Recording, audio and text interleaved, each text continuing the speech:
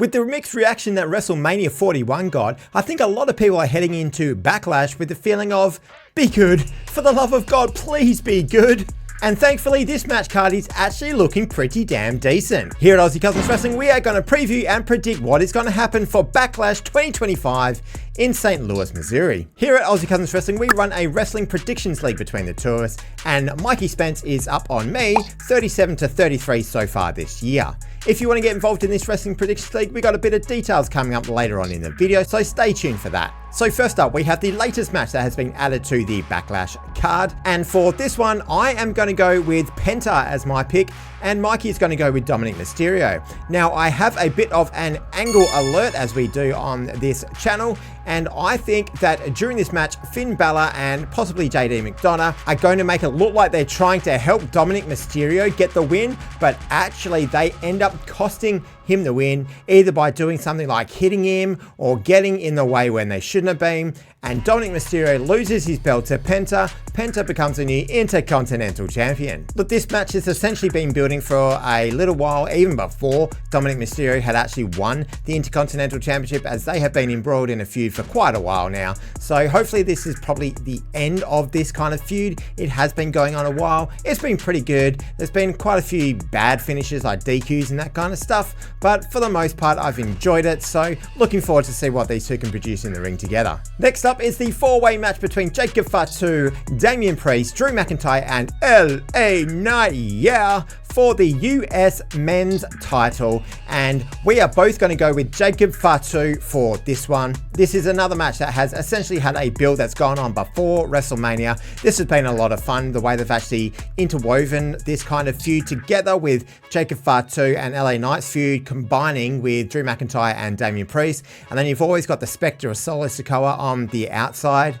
And speaking of that, Mikey has an angle alert for this one, and of course if he gets this right, he gets 2 points. And that is, after the match, Solo Sikoa comes out to celebrate with Fatu. He goes for the Samoan spike to turn on his cousin, but Fatu sees it coming, lays Sikoa out, gives him a couple of moonsaults, and that sets up the next feud for the US title between Fatu and Solo Sikoa. The third match we have on the card to preview is the match between Gunther and Pat McAfee.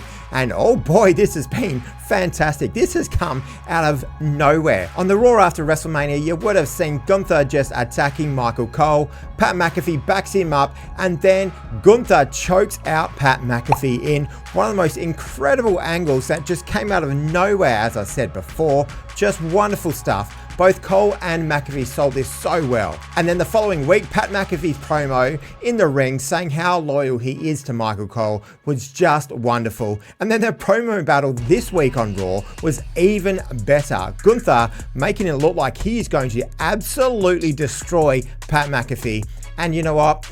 I think that's probably going to happen. Pat McAfee's going to get some sort of hot spot in the middle of it, and then Gunther is just going to beat him down for the rest. We have both got Gunther for the win in this match. But let us know what you think about these matches, and while you're there, make sure you subscribe to the channel and like the video so this gets sent out to more people.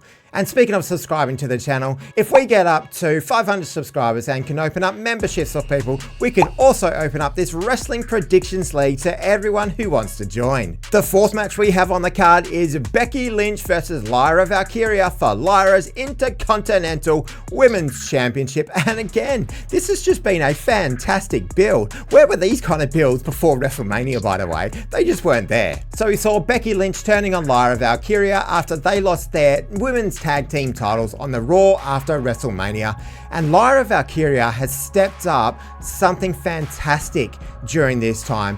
When she was in NXT, she did do some decent promos, but they were quite kind of like happy-go-lucky and a little bit geeky and nerdy, which, hey, it's my kind of vibe, but it's not really something that would get over in a packed arena. But her promos against Becky have just been really, really good. I've loved the way that Becky has brought up Lyra to her level. And we both have an angle alert for this match, and they're almost opposite to each other. So first off, we are both suggesting that Becky Lynch is actually going to defeat Lyra Valkyria for this, and their feud is going to be ongoing, and it's going to include a certain other person as well. So my angle alert for this is that Becky Lynch gets the win over Lyra Valkyria in some sort of cheating kind of manner, and then she holds on to the disarmer for quite a while afterwards, only for Bayley to come out and she attacks Becky Lynch and they get into a feud. Lyra and Bayley are reunited, but then Bayley and Becky Lynch can go after each other once again. But Mikey is going for the complete opposite of this, and in fact he is going for Bayley to come out and cost Lyra Valkyria the win and actually side with Becky Lynch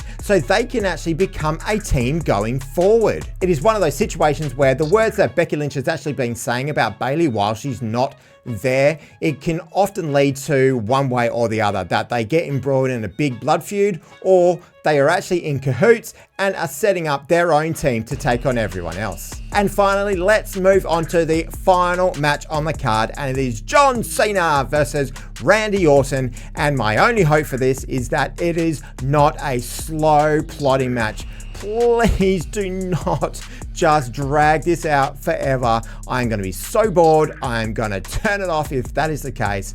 I really hope that Randy Orton sort of fires up and he doesn't have his pace from like 10 years ago where everything was just slow it down, kid, just slow it down, grab on a hold, and let's hold it here for a while. But this is definitely not the time for John Cena to be losing his belt, and I think Randy Orton is going to be the one who loses to John Cena, and Mikey has predicted that one as well.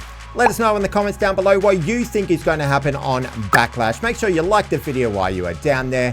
And of course, subscribe to Aussie Cousins Wrestling to help us get this wrestling predictions league off the ground, and so you never miss out on this Aussie twist to your WWE content. And the most important thing from us, of course, is we hope you all have a wonderful day.